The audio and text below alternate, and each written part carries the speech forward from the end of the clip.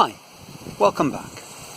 Last week I was looking at a few of the common characteristics that the chefs featured in Netflix Chef's Table seem to have. I thought this week I'd sort of flip that on its head and look at ideas that one would take as given that they twist around, almost do the opposite, flying in the face of logic. So I came up with two things that one would imagine were central to a really, really successful restaurant. One is its location, and the second is the use of the best, freshest ingredients. So I'm going to begin by looking at this whole idea of location. Before I do, a quick word of apology. If I'm a little more fidgety and jump around more than usual, there's a good reason. On top of the rainy season deluge of insects, we've just, part of our fertilizing program, taken delivery of 1/2 ton of chicken shit. So our property is a host to millions of flies. So hopefully I managed to keep still, or stillish. Anyway, location. You know, people, it's said, they always say location, location, location, you know. And I know all about that, having owned a failed restaurant that was set up in a place that people almost thought was cursed. You know, it had an incredible turnover, this little property of restaurants. And why we thought we'd be any different is a story for another video. It turns out we weren't. So I'm very aware of the power of location, and it makes such sense, doesn't it? You know, obviously you want your restaurant to be convenient for your clientele. You want it to be visible so people know you're there, and you want it to be in the place where you can attract the right sort of people.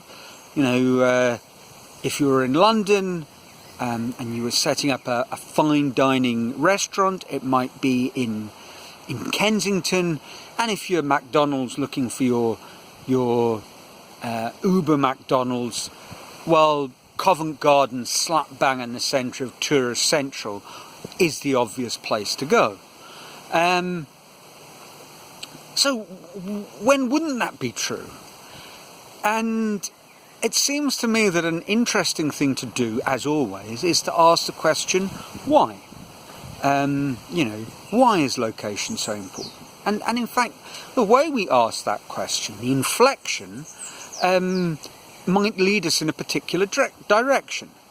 If I said, why is location so important? It sounds like I'm being defiant, if I were to put it generously, or more bluntly, you know, bloody minded. You know, why is a location so important? I can put a restaurant wherever I like, and that's what we thought, and sure enough, we failed.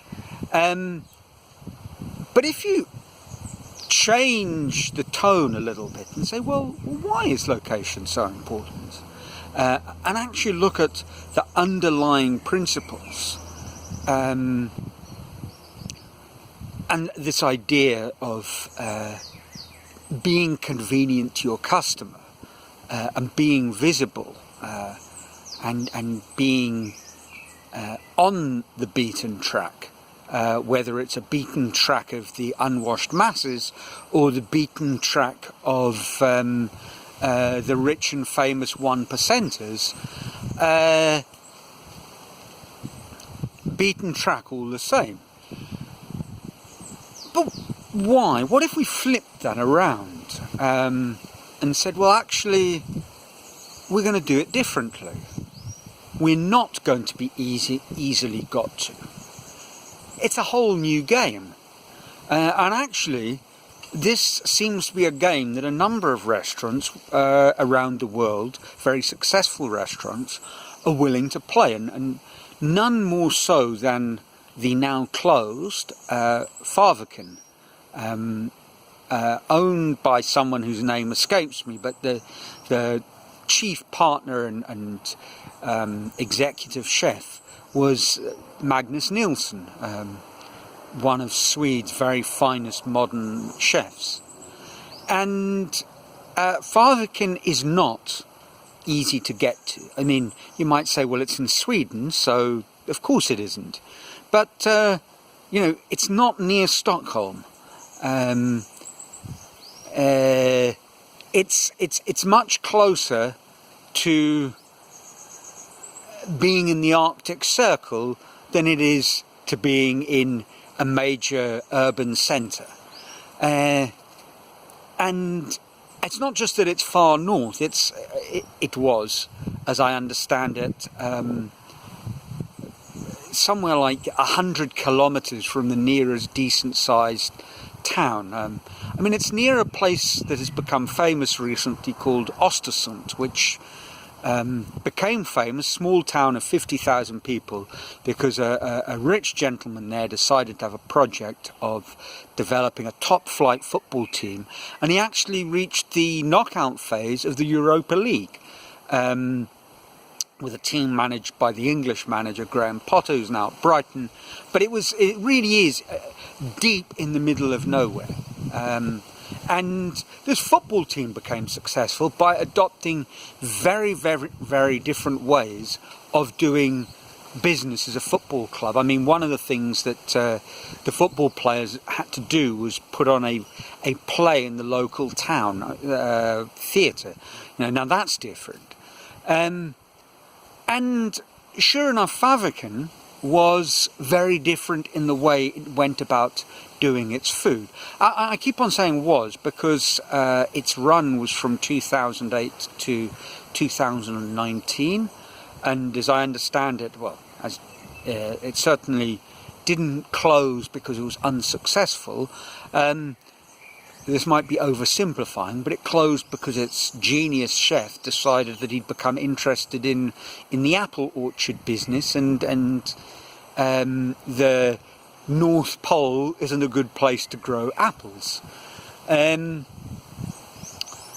So what was the advantage? I mean, why would you put in a restaurant so far from anywhere? Well, there was a restaurant there serving the local region, but when Magnus went to become the head chef and took it to the great heights it reached, he'd already done some chefing in top restaurants and mastered his craft, as last week we discussed as such an important point. I mean, he was a very accomplished chef, but he had this idea of kind of putting his local Swedish style of food on the map. And to do that, the obvious place to do it was there. And it wasn't a big restaurant. I mean, I think it had maybe a dozen or a couple of dozen tables at best. And, you know, if you're doing dinner for 30 in the middle of nowhere, and it's a restaurant that I think in its peak was in the top 20 on the magazine, the world's 50 best restaurants list in 2015. It had 2 Michelin stars. This was a very successful restaurant. And obviously, to be viable, and you need to be viable, whether you're flying in the face of all common sense or not, a restaurant is a business, and to be viable you need to make enough money to survive and prosper. And they did it, obviously not by turnover. You know, it wasn't the millions of people a year that go to McDonald's in Covent Garden. It was, in its 11-year history, the thousands of people that visited it, and that's it. But they paid very much top dollar for the experience, because the food was extraordinary and quite literally unobtainable anywhere else. And when I look at my second sort of logical twist, shall we call it that, next week, I'll talk about the food and what they did. But I'd like to take this idea of flying in the face of common sense a little bit further and just tell you how it's applied to my sort of model that I'm following. Because a number of people would have said, but Neil, are you getting your art into big galleries in the nearby city? And the answer is not really, no. I've dabbled with that idea and it didn't work out particularly well, and I'm not particularly worried about that. And never mind talk about, if you want to be a successful artist, how is your art going to be seen by the collectors in Sao Paulo and Belo Horizonte, Rio de Janeiro, if you're 100 kilometers from the nearest big city? Well, that's the point. The people who will see my art, like the people who ate this food, and I'm by no means comparing my art to Magnus Nielsen's masterpiece dishes. I'm at the beginning of my little journey, and that was at the end of one of his journeys.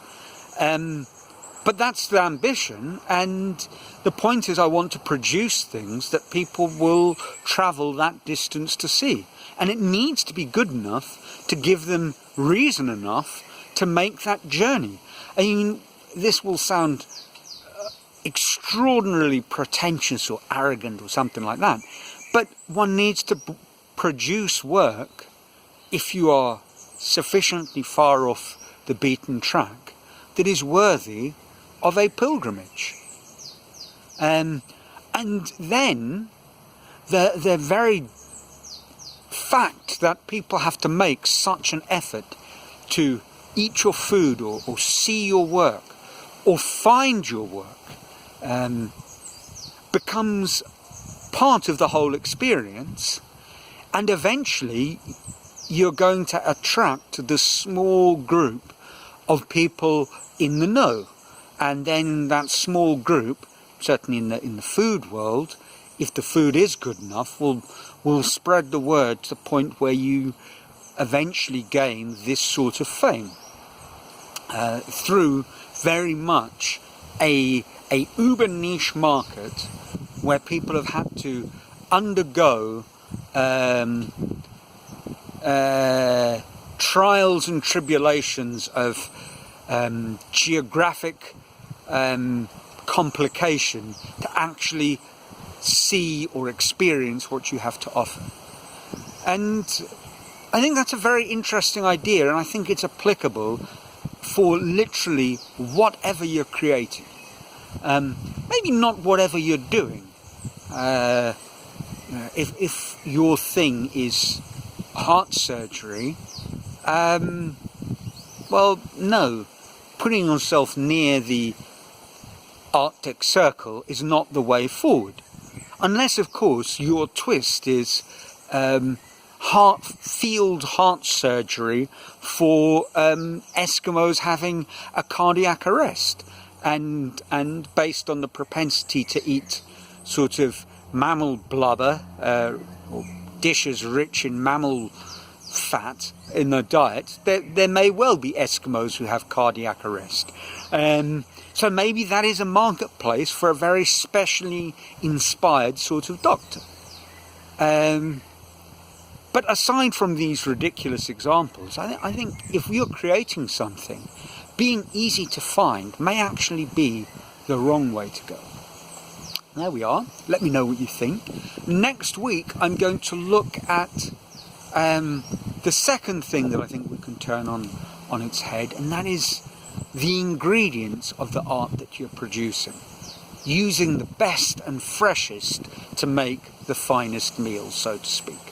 Well, that's it for this week. Ciao from a sunny Brazil, and stay safe.